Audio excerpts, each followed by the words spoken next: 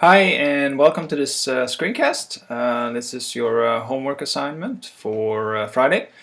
And what I would like for you to do, as with all screencasts, is to just follow along and take the notes that we go over during this screencast. And then I'll also ask you 3 different questions throughout this screencast that you have to try to come up with some answers to. And I would like for you to write down your answers to these questions. You don't have to write down the questions themselves, but write down the answers to these questions on a Google Doc, and please share that Google Doc with me. That's part of your homework. You don't have to share the notes with me, but please share the answers to the questions. And I should point out before I start here that there are really no right or wrong answers to these questions. These questions are kind of open-ended, and they're just kind of designed to make you think a little bit about this topic that we are going to go over. And again, don't feel bad if you feel like you can't figure it out, because again, these are not necessarily straightforward questions. So last time in class during the block period, we talked about the Olmec civilization. That was the mother civilization. And as the Olmec civilization disappeared, a new civilization came about. It's kind of the second civilization in Mesoamerica here. And that is the Zapotec civilization. So that is the Zapotec civilization.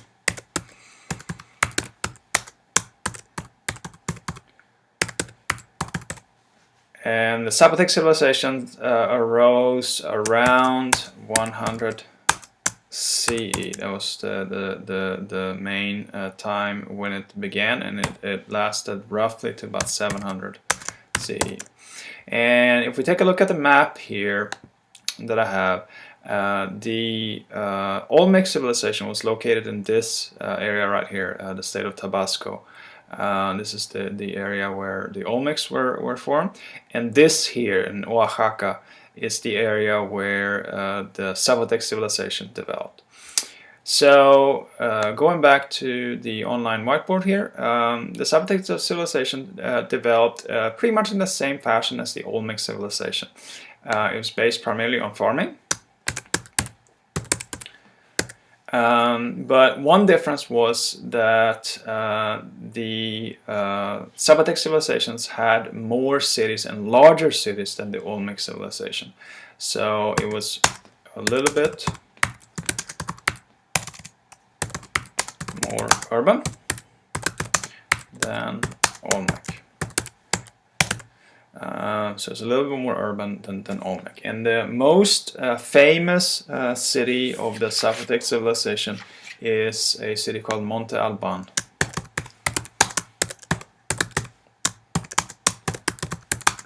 That was the major city in the Zapotec civilization. And we have a fair amount of ruins left from Monte Alban. And I have some pictures here of these ruins. Again, this is in the region of Oaxaca in Mexico. And these are some of the ruins that are left from this city. So this is Monte Alban. The city of Monte Alban started to become dominant around 500 CE.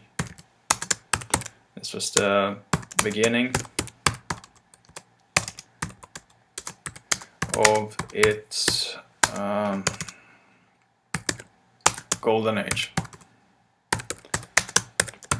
It had existed before. It had existed roughly since 100 CE when the Zapotec civilization began, but scholars think that there was some kind of civil war right before 500 CE, and the people of Monte Alban won this civil war and took over and established themselves as kind of the dominant power in the Zapotec civilization. So they won a civil war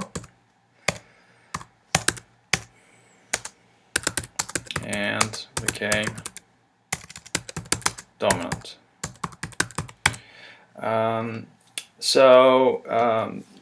Again, this city had always existed since about 100 CE, but around 500 CE, as the city is growing, One of the things that historians and archaeologists have discovered is that people who had previously been kind of in one class, there was not really a class system prior to 500, but after 500, see, we have a development of different social classes. And here's my first question to you, and I have a little PowerPoint here for you with these questions. And the first question is, how do archaeologists know that people start to divide into social classes, into different social classes?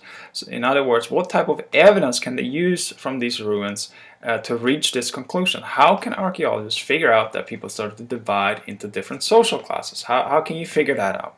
So that's your first question. So if we go back to the online whiteboard here, one of the things that Monte Alban was very famous for was a great market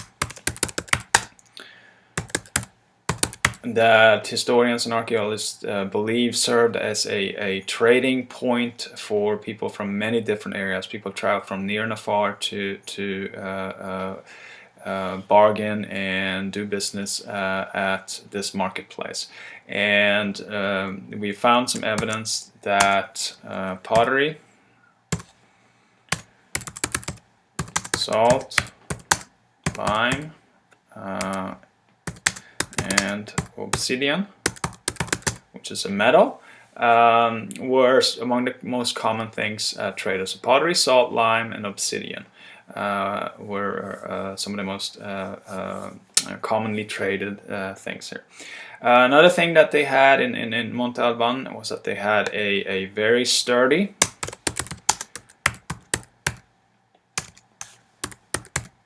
defensive wall.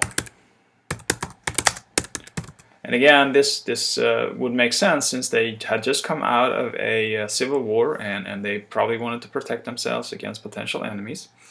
They also had a lot of different temples. As with many of these civilizations, they also had a ball court. So they had some of the common features of this Mesoamerican, typical Mesoamerican civilization. The other thing that scholars have been able to figure out is that the city probably had roughly 25,000 people in it when it was at its largest. So 25,000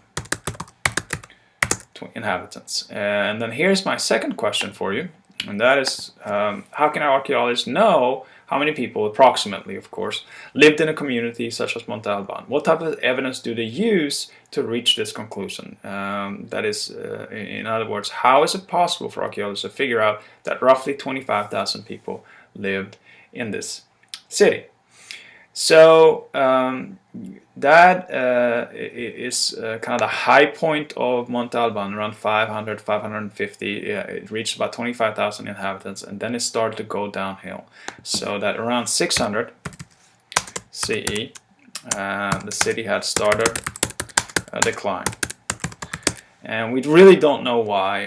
There's been many different scholars that have offered many different opinions on this, why it is that the city started to decline.